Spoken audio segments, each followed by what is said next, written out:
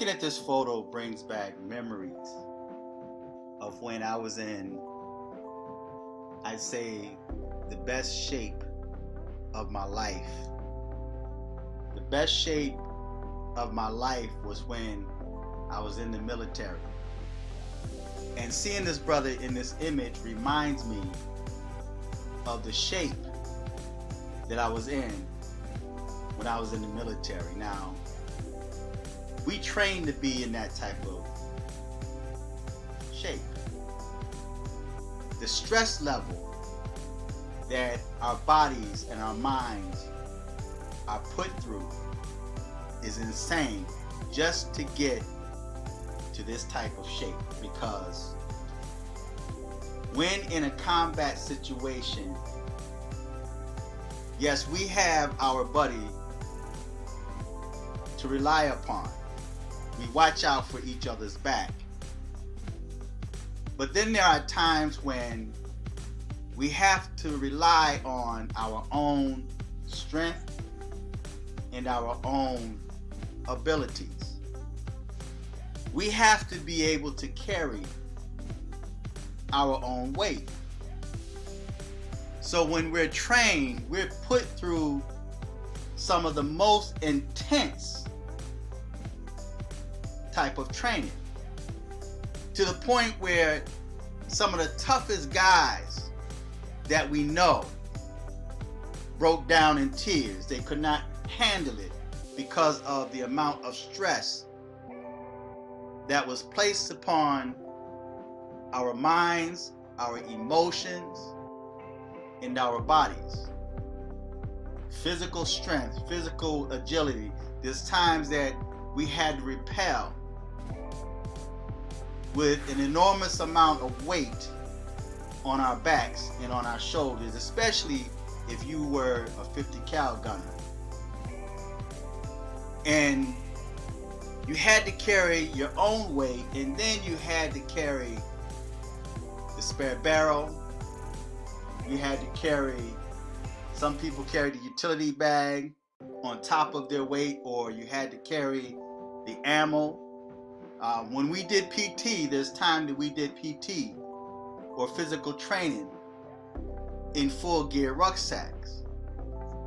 So we were in tip-top condition, and it trained our mind to the point where we feared nothing. But then there's times that we do meet our weaknesses. And because of the strength of our minds, because of the fact that we were taught to laugh at pain, even in our weakest hour, we became strong, because then we had to endure. We had to survive. And if we came to the place where we had to kick off some of the weight, say if we're about to cross over a lake or a river, or we have to swim, sometimes you have to let go of some weight. Well, that's the way it is in life. In each and every one of our lives, we deal with situations where we come to the time where we have to start shedding weight. And there's nothing wrong with being selfish sometimes. Self-preservation is vitally important. You never put someone else's life above your own, unless, of course, it's your child, your family member, your loved one, wife, husband. There's people that sacrifice themselves because they have so much love within themselves that they don't want to see their family member or loved one destroyed.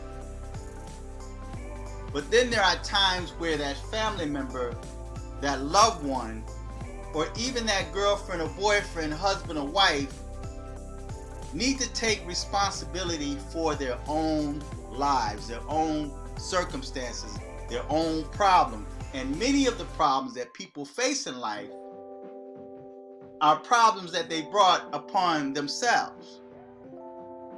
They refuse to listen to sound reasoning or sound advice. They felt that they knew it all. They felt that they were grown. And they refused to listen to the advice of those that was able to see what they could not see themselves, because sometimes situation, circumstances, and even individuals blind us, allow us not to see the impending dangers that's coming, the self-destructive behavior and attitude that many people take upon themselves in the name of helping someone else out, bearing someone else's burdens, carrying someone else's weight. It's like you're in a boat and the boat has too much weight in it. There's like more people in there, 2 or 3 people with a lot of weight, because you know people like to hold on to their personal belongings, things that's very dear to them.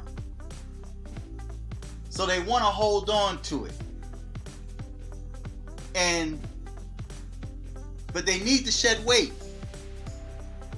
So they're willing to sacrifice their life to hold on to things that really don't benefit them. And even if you're in a relationship and you're trying to carry the weight of someone else, or you're trying to help someone else, a family member or whoever it may be, you're steady pulling yourself down. You're stressing out. You have no food. It's very difficult now for you to pay your bills, because now you're taking the weight of someone that's not really helping themselves. You're carrying dead weight. And sometimes it's better just to let that dead weight go. It's like if you have a loved one or a friend that's hanging over a cliff, and you're holding on to them for dear life, and they're holding on to you for dear life. And in the same example, someone is drowning and you're trying to save them, but yet they're pulling you under out of fear. They're fearful of losing their life, and their self-preservation kicks in and they grabs you. And they can't hear sound reasoning, and you're telling them to try to relax, I got you, but yet they're pulling you under. But you're trying to save them because you have so much love for them. Sometimes it's just best to let them go to save yourself. So if you're holding on to your loved one and they're hanging off a cliff, and you're telling them, I got you, and they're saying, don't drop me, don't let me go, and you looking them dead in the eyes, and for the life of you, you're trying to save this person's life. You don't want to let them go, but yet you're starting to feel yourself begin to start going along with the momentum. You find yourself starting to fall off, and you're trying to keep from going over yourself. Sometimes it's just best to let them go to save your own life. Yes, some people may look at that as being selfish, but there's nothing wrong with being selfish when it comes to saving your own life versus someone that refused to do the things they need to do to save their own lives. But I want to end with a scripture. And there's a message behind what I'm saying, because people in life take on weight that's unnecessary, weight that's pulling them down. In relationships, you have women that's doing well for themselves, that have children, that's working, taking care of them children. She have a home, she have her vehicle, her refrigerator is full with food. And then she meets a guy. And the guy really don't have any goals for himself. And so he leeches on. And life is so full of so many leeches, where they will leech upon those that are strong to the point where they leech so much where the person that they're leeching off of becomes weak themselves. And their hands begin to start slipping from life. They become depressed. They begin to lack. They start to struggle. So sometimes it's best to let that extra weight go. I mentioned in a prior video to kick those demons out. And there's people that got upset because they were in that situation where they themselves were leeching off of others. They were living off of someone else, and they are not doing what they should be doing to save their own lives. But they put their lives in the hands of someone else. And these are grown men or even grown women. So they become upset when you say, put those demons out because they're dragging you down. And the same applies for spiritual warfare. There's spiritual vampires that constantly suck the energy, suck the life out of you. And you need to let them go. And in many cases, they refuse to go without a fight. There may be a fight, there may be a struggle, there may be threats. Words may go back and forth to hurt each other's feelings. But that's only revealing and manifesting what they truly felt in their hearts. But because of the fact that you were their life force, you were their food and shelter, you were their welfare system, they tolerated you. But they really didn't want you. They really can't stand you. But because you are their welfare system or life force, they tolerated you. So I'm going to end with the scriptures. Hebrews 12:1, which reads as follows. Wherefore, seeing we also are compassed about with so great a cloud of witnesses, let us lay aside every weight and the sin which doeth so easily beset us, and let us run with patience the race that is set before us. Again, wherefore, seeing we are also compassed about with so great a cloud of witnesses, let us lay aside every weight and the sin which doeth so easily beset us, and let us run with patience. See, too many people rush things. See, fools rush into places where wise men fear to tread. Again, fools rush in where wise men fear to tread. See, there's places that a wise man won't go, but a fool would rush in. So sometimes you just have to be patient. Run with patience the race that is set before us. Yes, we are in a race. We are in a race with time. We are in a race with life. And every year takes a number.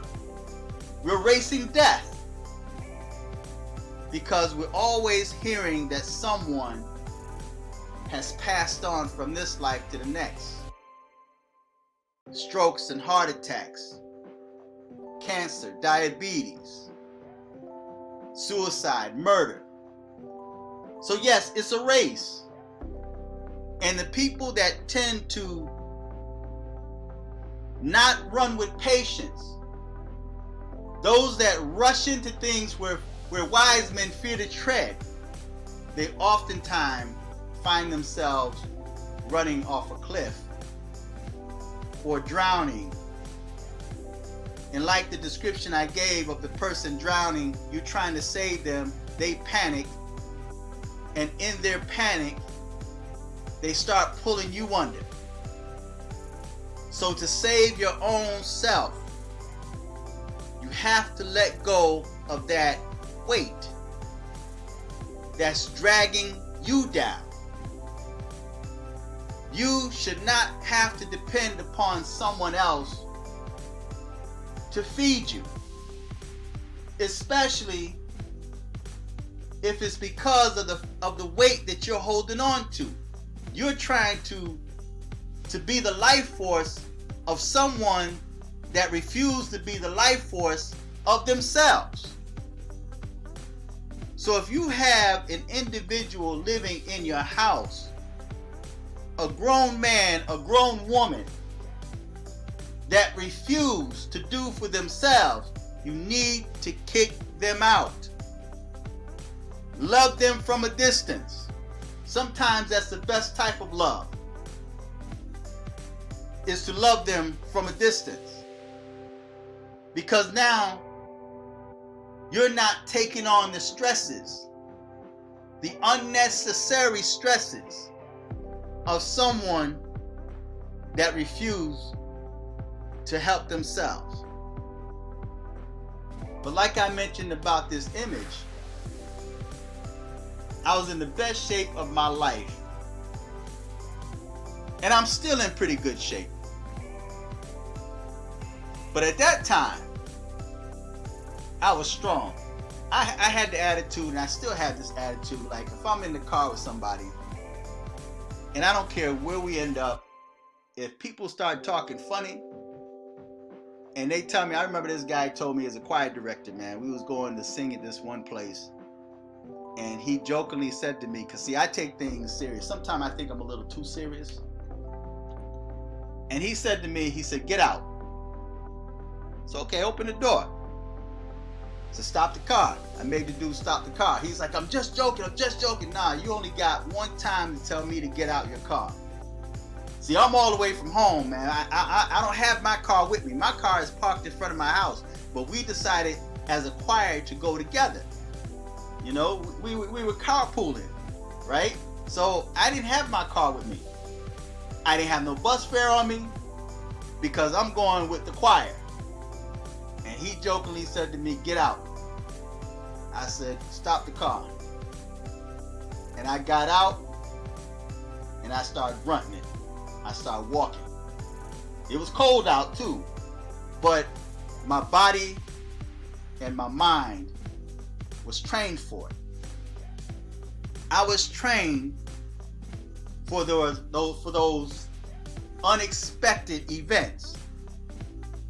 So I had no problem getting out walking.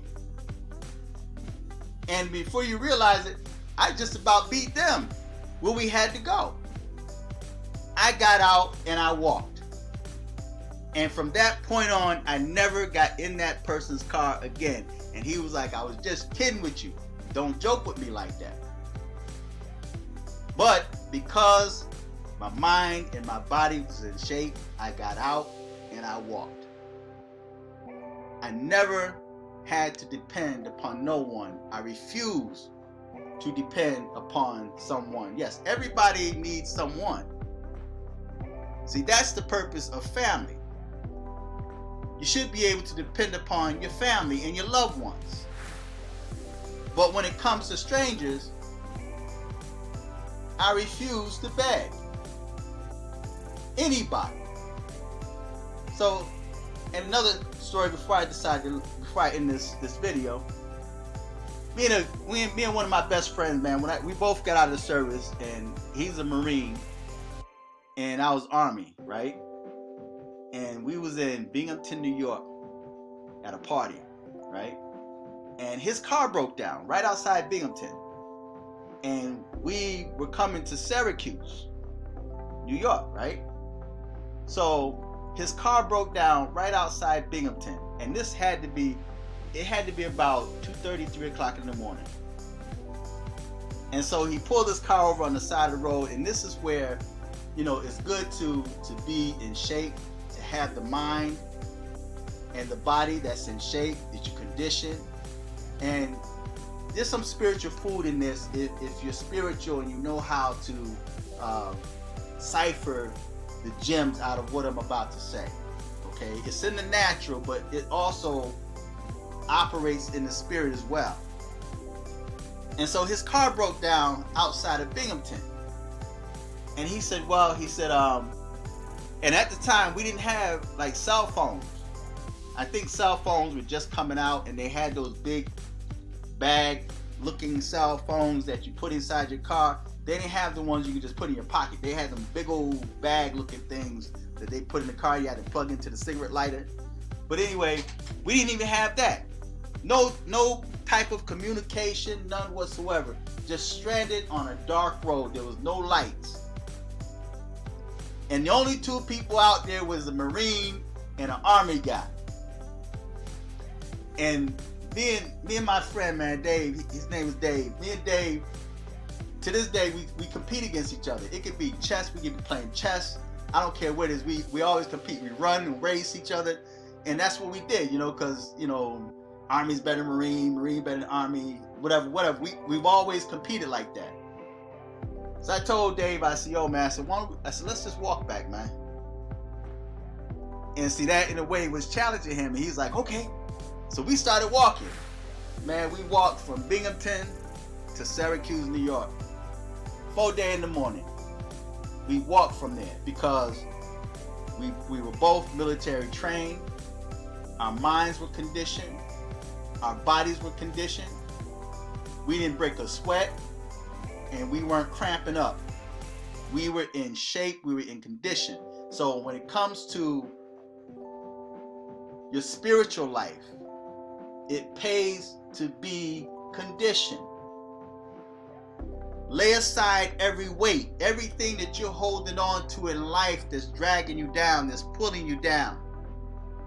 Even when it comes to your own children, if you see that they're dragging you down and pulling them down, and you can only do so much, sometimes it's just best to love from a distance, to back away, especially if they're grown and refuse to listen to what you have to say. So you have to lay aside every weight. Don't hold on to weight, but let it go. Lay it aside. But lay aside every weight and the sin, the things that we have going on in our lives that's spiritually, that's emotionally dragging us down. I don't care if you view yourself as an atheist, agnostic, homosexual, lesbian, whatever you choose to take onto yourself, it's a weight. And regardless of how much you claim to believe in God and not believe in God, your subconscious, your spirit, your soul testifies against you. Your soul actually testifies against your own soul.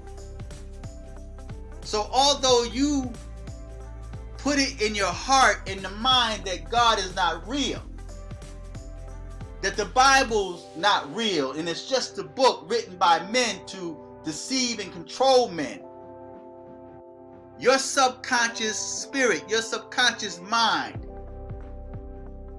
thinks different. And it has an effect on your life, your emotions, your thoughts, your strength versus your weakness, and even the energy or people that surround you. It all testifies against you. Truth is always going to testify in favor of truth. So your subconscious mind is working in opposition against you and against what you claim to believe and what you refuse to believe because you want or choose to remain in your mess. So let us lay aside every weight and the sins which do it so easily beset us. When you carry those weights and that sin, it easily beset us. It holds you back. It burdens you so easily. There's people that have had spiritual experiences, I'm going to call it, where they had visions or dreams where they were being drugged, or people that claim to have had a near-death experience or a death experience, and they were drugged without effort by demons. The demons just grabbed them and just drugged them. They had no type of physical strength against these demons. Just how it's like paperweight. It was like no effort for these demons to just grab you, yoke you up, chain you up, and just drag you, and you're screaming and crying because you had no strength to ward off these entities because you were weak. So sin, weight and sin so easily beset you. It holds you back. It burdens you. And then it says, let us run. It's telling you what to do. Right here you have an ingredients on how to free yourself. Let us run with patience. Don't rush into anything. Fools rush in where wise men fear to tread. So let us run with patience the race that's before us, looking to the author and the finisher of our faith. So feedback, tell me what you think, subscribe, click on the Cash App button in the description box, and donate to the channel. Until next time, I'm fearless.